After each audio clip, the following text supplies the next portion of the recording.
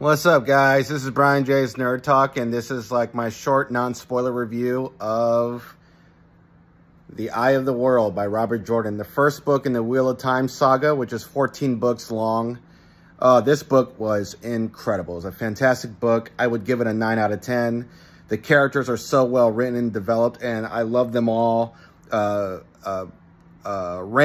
Perrin, Mat, Egwene, Nynaeve, Moiraine, the Aes Sedai, and Lan. Like, I mean, all these characters are so great, and the ending felt a little bit rushed, but I didn't think it was weak at all. I thought it was mostly a great ending, but like the conclusion of it felt like very kind of quick and things were wrapped up really well. But I know there's way more to the story, that the battle isn't completely over. But I mean, still, this was great. Such great writing and character development and world building. Like Robert Jordan, he was a genius. I love this book. And now I think the first season of Wheel of Time, the first season is a lot worse. That first season is just a terrible adaptation of this incredible book. Like, that first season was so rushed. The first episode tried to adapt the first 9 chapters, and they cut out like half of the characters, and like, it was just crazy. It's so weird how they did that. And it's like the writing, I mean, you know, people could blame on liberal and leftist politics. The reality is it was just bad writing and bad pacing.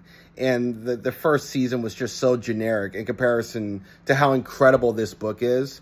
I guess the first season is like a decent generic fantasy series, but as an adaptation, like I would give The Wheel of Time as a fantasy series 6 out of 10, but as an adaptation, I would give it a 3 out of 10. It is way worse than this book.